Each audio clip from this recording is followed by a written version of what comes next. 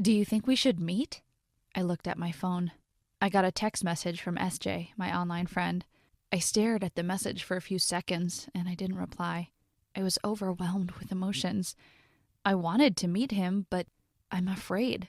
SJ and I met through online gaming 7 months ago. We were obsessed with Fortnite, and soon we formed a team and started playing together. We won lots of games. Then, after a while, we started texting nonstop. We cared about each other. We had more things in common than just gaming. We loved the same movies, we were both obsessed with french fries, and we had the same taste in music. We ended up talking and messaging for hours. We shared personal secrets about our lives, but we felt free to do so because we agreed to keep our identities a secret. Basically, we didn't know much about each other, not even each other's real names. We only knew that we lived in the same town. Then things got complicated because we started to develop feelings for each other. He sent me a message saying, "I kinda like you, like really like you, and I think it would be awesome if we meet for real. Don't you think?" I smiled and I texted back with my fake name, Freckle Girl, "Let me think about it." I went into my room and looked in the mirror, and all I could think of is, how am I going to meet him with this face and this body? Chatting with him behind a screen hid all of my insecurities, and I wasn't ready to expose them yet. I mean, I like SJ too, but the thing is, I wasn't skinny or pretty like most of the girls in my school. I was the only redhead with freckles covering my whole face, which was not exactly the normal beauty standard. Being blonde was the hot thing. I sat on my bed thinking, oh dear, what should I do? I couldn't sleep that night for thinking too much about it. But in the morning, I made up my mind, and we can't just keep this relationship a virtual one. And if he can't accept me for who I am, then we're not the friends we pretend to be. So I sent him a message. Let us meet this weekend. Friday afternoon? How about that? And in 2 seconds, I got a reply. Oh, I thought you would never answer. Yes, that'll be great. I know an amazing restaurant that serves great food. I'll text you the time and address later. But wait, how are we going to recognize each other? I asked. I'll wear a black cap with the letter B on it, he responded. Deal. I sent him the message with a winking emoji, and then I started getting ready for school. For 3 days, I couldn't think of anything but meeting him. I was afraid and excited at the same time. Friday came fast, and I wanted to look my best. So I went to the hairstylist in the morning and had a new haircut. I wore the fanciest dress I own and had my makeup done. I was happy with the result, and then went off to meet SJ. And oh my God! I arrived 10 minutes later than I was supposed to, and before I went into the restaurant, I saw a guy wearing a black cap with the letter B on it. When I looked closely, I was shocked to see who he was. It was Josh, the captain of the football team, the hottest, most handsome guy in our school, and who I swore never to speak to again because of what he did to me in 5th grade. That day, the teacher asked us to name our favorite animals. All the pupils spoke about cats, dogs, and fish. I told her that my favorite animals were gorillas because they're really smart. The teacher was happy that I had a different answer, but Josh stood up and said she likes gorillas because they have the same orange hair. Everyone started laughing, and for a whole year, I became a walking joke, and no one wanted to be friends with me or invite me to their birthday party. I looked through the window, and I was furious to know that for the past 7 months, I was talking and playing with a despicable person like him. What if this was a joke? What if he knew who I was and only wanted to make fun of me? I became terrified of this idea, so I just turned around and left him there waiting. I went home and decided not to talk or send him any messages ever again. This relationship is over. The next morning, however, I woke up to a message from him. I waited for you for 2 hours. I hope that nothing bad happened to you. I know you wouldn't stand me up unless it was something serious. Ugh, why do I feel bad about it? How do I tell him that I want nothing to do with him again? I kept the message open. I didn't write anything.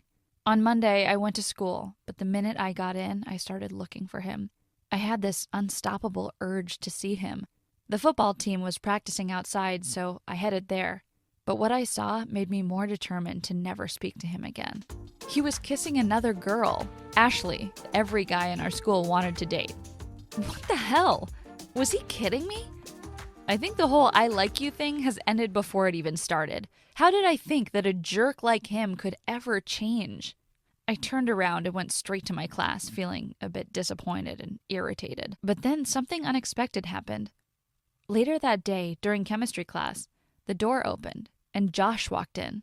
My heart was pounding fast and I started sweating for no reason. He spoke a few words with the teacher and then the teacher said, "Say hi to Josh, everyone. He'll be joining us for the rest of the year." Then he looked at me and said, "Manny, he'll be your partner on the project." I yelled, "What? No! I like to do things on my own." But the teacher insisted, "He'll be your partner, Manny. You always do things on your own. You should have a partner for a change." I tried to object. "But, no buts," the teacher screamed. "Let's just keep it that way." Then Josh came and sat next to me and he said, "I'm not a monster, you know." I wanted to run away, but I just laughed awkwardly and said, "I know." He was so calm, but I couldn't sit still. We never spoke a word, and as soon as the lesson ended, I walked out as fast as I could. I went straight to the girls' bathroom, and out of the blue, I sent him a message, SJ, telling him that I was really sorry for not showing up to our meeting the week before, and that I was so sick that I couldn't even hold the phone. I lied, but my curiosity got the best of me, and I wanted to see if he'd be nice to me in the real world like he was via the messages. In the next chemistry class, I was a lot calmer. Josh sat next to me, but he was super sleepy. I asked him quietly, "Why are you here? In chemistry class, I mean." And he responded, "I need to take extra points so I can apply for a sports scholarship." "You look tired," I added. "That's because I was studying last night," he answered. I laughed. He was lying. We spent the whole night gaming against a Swedish team, and we won. "Why are you laughing?" he asked. "Oh, nothing. I can help you get the points you need if you follow my instructions. I always get A's in chemistry." He didn't like what I said, but he nodded his head. "Okay, fine." We started working on the project together, and we had to meet after school. SJ was not very smart, but with my guidance, we managed to finish the project on time and get an A for it. When he saw his grade, he asked me to tutor him on other subjects. He said he'll pay me, and I said yes. I could use the extra cash. And the more we spent time together, the more I found out that he wasn't that bad. And maybe the whole Gorilla Manila was only a kid's mistake. But something else was bothering me now. He kept seeing Ashley. Ugh, how I hated her. She would come and kiss him on the cheek and say, "Oh, honey, I missed you." And sometimes he would ditch our private lessons to be with her. He'll send me a text message later to tell me that he was sorry for not showing up, and I would explode with anger. One time when we were studying history, Ashley called him, and when he finished talking to her, he got up and said, "Sorry, but I gotta end the lesson here. I need to go with Ashley to a party." I was so furious. I was jealous and felt like he was cheating on me, so I said, "Why is it always about her? The minute she calls, you're like her bodyguard. Your studies are more important than going to some stupid party, you know." He looked at me and said, "Excuse me, but you're not my mother. It's my life."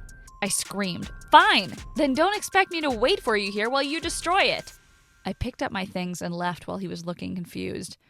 I realized that I fell madly in love with him, but still, I couldn't tell him who I was. I couldn't bring myself to do it. I stopped talking to Josh. He tried to talk to me so I could go back to tutoring him, but I refused. I also kept the messages with SJ to a bare minimum. I canceled all our games, and whenever he spoke about meeting each other again, I would make up a lie and pretend to be busy. But one night, I got a message from SJ, Josh. It was short, but terrifying. "I got cancer." I blinked at the message twice. I didn't know what to respond, but then he added, "You are the only person who knows this besides my parents. I don't know how to tell my friends or even my team." I was horrified, but the only response I could think of was, "I'm so sorry to hear this, but I'll be there for you." He told me about his treatment schedule and how he got the news. It was devastating. The next day when I saw him at school, he seemed fine. He was joyful as always, laughing with everyone like nothing had happened to him. When our eyes met, he came to me smiling and said, "I know that you're upset with me, but I just want you to know that thanks to you, I passed all my exams and got the grades I want. I can apply for my scholarship. I'll be happy if you come and watch me in the final game." "Great," I said. I wanted to hug him, but that would be weird, so I just said, "See you around." The final game for the football team came 2 weeks later, and I had to go see him. I didn't care if I went there as a friend, a tutor, or an anonymous friend. I just had to go and see him. I was worried about him playing while being sick. I knew he wanted to live his life as normal as possible, but still, it was dangerous. The first half went smoothly. He even scored for his team. I was happy for him. But then, in the second half, I noticed that he was hardly breathing. He was running when he suddenly stopped and put his hand on his chest. I freaked out. I went down from the stadium and ran straight to the field where the paramedics were trying to figure out what was wrong with him. I came close and I heard them saying, "We need to take him to the hospital. He's not breathing." And without thinking, I said, "Take him now! He has cancer!" Everyone looked at me shocked, and one of the paramedics asked, "Are you sure?" And I answered, "Positive!" They took him to an ambulance and I went with them. I was praying the whole way there that this situation had not gotten worse than it already was. His parents were waiting for him in front of the hospital, and then Ashley came. I felt so awkward waiting with them, but then the doctor came and assured us that it was fine. He was suffering from shortness of breath because of too much stress. He just needed to rest. I went home feeling relieved. He was safe, and that was what mattered. When I went to visit him the next week, he was not himself. He looked at me and asked, "Hey Manny, how did you know that I had cancer?" I never told any of my friends that. I looked at him. I felt my face burning out of embarrassment, and I muttered, You what?" he yelled, and I had to confess, "Listen, Josh, or shall I call you SJ? I watched his face go through all kinds of emotions while he was listening to me.